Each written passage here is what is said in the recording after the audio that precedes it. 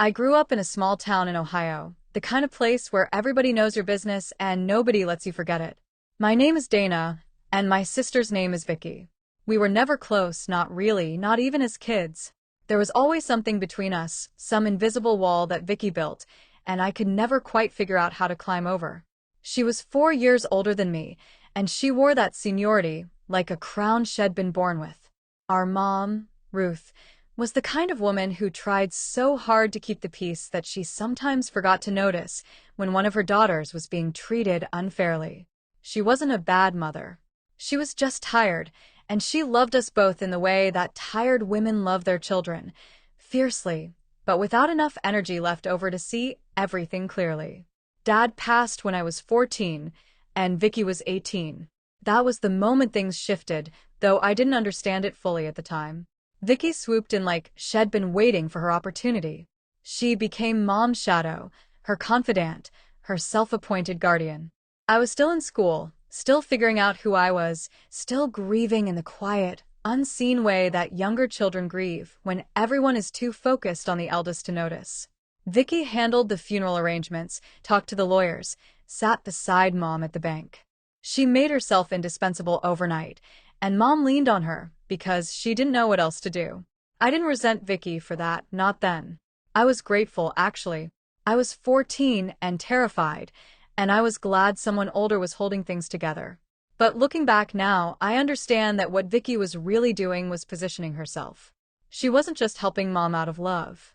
She was building walls around her, slowly and carefully, like someone laying bricks one at a time, so nobody notices the wall going up until it's already too high to see over.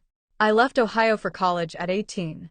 I got a partial scholarship to a state university in North Carolina, and I worked 2 jobs to cover the rest. Mom was proud of me. She told me so on the phone every Sunday night, without fail for all 4 years. I called her every single week. I sent cards on her birthday and Mother's Day, and sometimes just on random Tuesdays when I saw something that reminded me of her. We had a good relationship, Mom and I, even across the distance. I think that distance actually helped us, because when I was home, Vicki was always there, always inserting herself, always managing the conversation, and steering it back to herself. After college, I built a life. I moved to Raleigh, met a man named Greg, got married, had 2 kids. I went back to Ohio for Christmas most years, sometimes Thanksgiving too. Mom visited us in Raleigh twice, and she loved it. She said the air felt different there, lighter somehow, and I told her she was welcome anytime. Vicki never visited. She stayed put in the same town where we grew up, in a house 20 minutes from Mom's, and she made sure everyone knew that she was the one who was really there for Ruth while Dana was off living her fancy life down south. I never thought of my life as fancy. I was a school administrator. Greg was a contractor. We had a 3-bedroom house and a minivan and a yard that needed mowing. But to Vicki, anything that wasn't the exact life she was living felt like a personal insult. The first real warning sign came about 6 years ago when Mom was 71. She had a mild heart episode, nothing too serious, but she spent 2 days in the hospital, and I found out about it 24 hours after the fact. Vicki called me while Mom was already home and resting, and she said, very calmly, that she hadn't wanted to worry me. I asked her to please always call me immediately in the future, no matter what time it was, no matter what was happening. Vicki said of course, absolutely, she was so sorry. The next time Mom had a health scare, a fall that bruised her hip, I again found out a day late. When I called Vicki on it, she said Mom had specifically asked her not to call me yet. I called Mom and asked her directly, and there was a long pause on the phone, and then Mom said, well, Vicki thought it was better to wait. That was when I understood the shape of what was happening. Vicki had been slowly, carefully filtering my access to my own mother. She wasn't doing it all at once. She was doing it one small decision at a time. One delayed phone call at a time. One conversation where she spoke for Mom instead of letting Mom speak for herself. She was making herself the gatekeeper, and Mom, who trusted her and depended on her and perhaps felt a little guilty about how much she depended on her, was letting it happen. I flew to Ohio that spring. I didn't announce it ahead of time. I just bought a ticket and showed up at Mom's door with flowers and a lasagna and a determination to spend 4 days with her one-on-one. Mom was thrilled. She actually cried a little when she opened the door, and she held my face in her hands the way she used to when I was small, and said Shed missed me something terrible. We sat on her back porch and drank sweet tea and talked for hours. She told me about her garden, and the neighbor's new dog, and a book she'd been reading. She seemed lighter, freer, more like herself than she had in years. Vicki showed up on the second day. She walked in without knocking, which she apparently did every day, and when she saw me sitting at the kitchen table, she went very still in the doorway, and something moved across her face that she covered quickly with a smile. She said how wonderful. What a surprise, how long was I staying?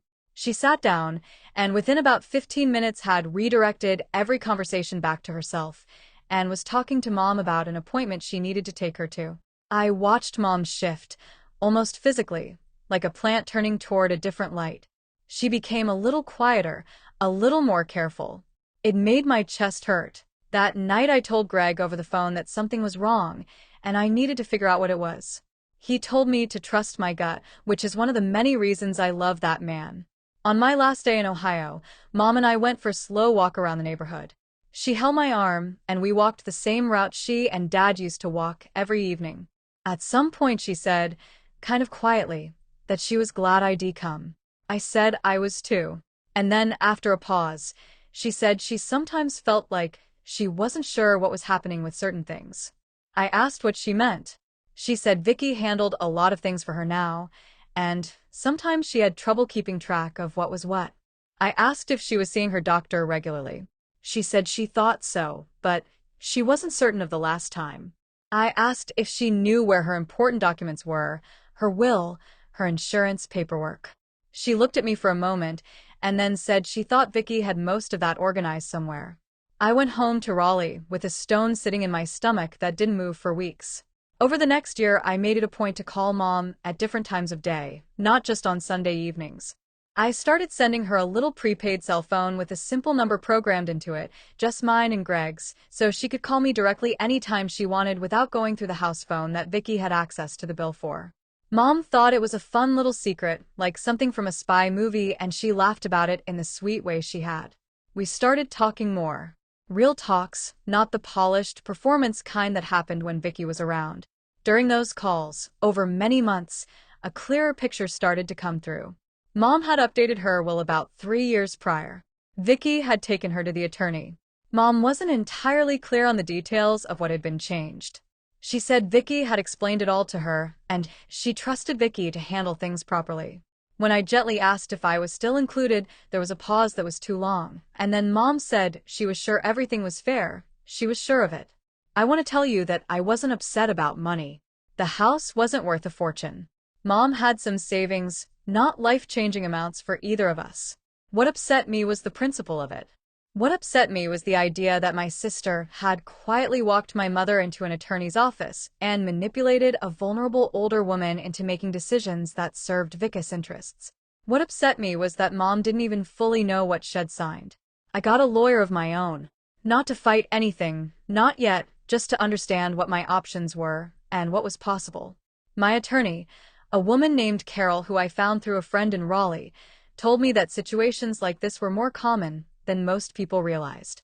She called it undue influence, which is a legal term for when someone uses their position of trust and access to pressure or manipulate someone into making legal decisions that don't truly reflect their wishes. She said the tricky part was proving it, and the smartest thing I could do right now was document everything and make sure Mom had access to independent counsel. That last part was the key. Independent counsel. Mom needed to talk to an attorney, without Vicki in the room. It took me 4 more months to make that happen, and it required help from the most unexpected source. Mom's next-door neighbor, a woman in her late 60s named Bev, had been friends with my mother for over 20 years. Bev had her own concerns. She'd seen things over the past couple of years that bothered her. She'd noticed that Vicki was around constantly, that Mom seemed uncertain about things she used to be confident about, that she'd stopped coming to the neighborhood book club she'd attended for a decade because Vicki didn't think the drive was safe anymore. Bev loved my mother, and she was worried. Bev and I got on the phone one Sunday afternoon, and we talked for 2 hours. By the end of it, we had a plan. Bev took Mom to a doctor's appointment for a routine checkup, which was real, scheduled months in advance, and on the way home she suggested they stop for lunch. While they were at lunch, I called and asked Mom if she might like to stop in and see an old friend of hers who happened to live near the restaurant. The old friend was real. She was a woman named Pat who Mom had worked with for years and who happened to live about 6 blocks from where they were eating. Pat knew what was going on. She'd been briefed. When Mom arrived at her house, Pat's son-in-law, who was an estate attorney in Columbus, was also there. They sat with Mom for 2 hours. They talked to her about her wishes, her values, what she wanted for herself and her family. They reviewed the documents Vicki had helped her create. And what they found was exactly what I was afraid they might find. The updated will left almost everything to Vicki. There was a token amount designated for me, the kind of number that looks like inclusion, but feels like dismissal. The documents also included a financial power of attorney that gave Vicki nearly unlimited authority over Mom's accounts. Mom, when she saw what she had actually signed, when someone walked her through it clearly and without Vicki there to manage the explanation, was upset. She said she hadn't understood it to be that way. She said she thought everything would be divided evenly. She said she'd trusted Vicki to set it up properly.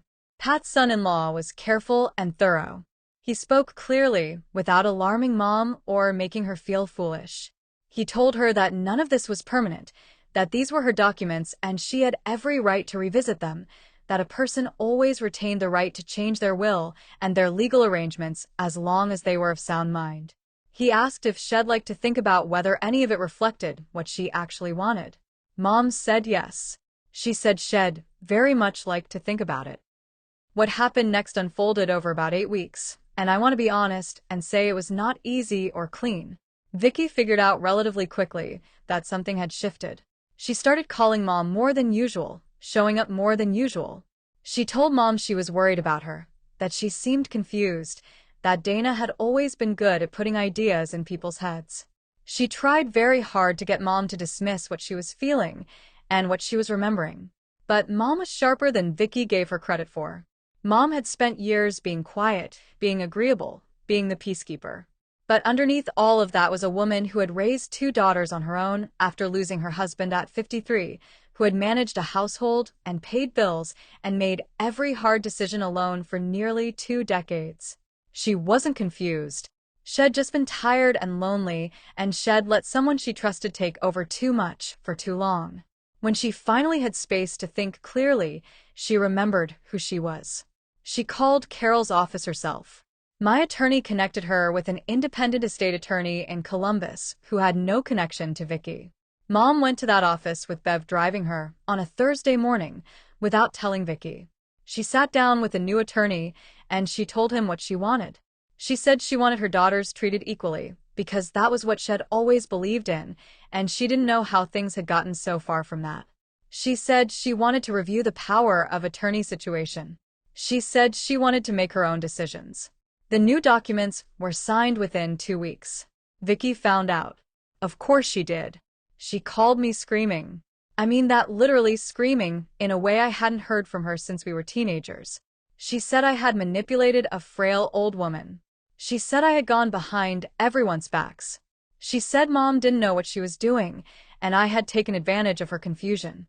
She said I would regret this. I let her say all of it. I didn't hang up, and I didn't yell back. When she was finished, I told her that Mom had made her own choices with independent legal counsel, and that if she had concerns about Mom's capacity, she was welcome to pursue that through the appropriate channels, which would include having Mom evaluated by a geriatric specialist, which I was happy to support because I was confident in what that evaluation would show. Then I told her I hoped she would take some time to reflect on what she'd done and why, because I thought at some level she knew. Vicki hung up.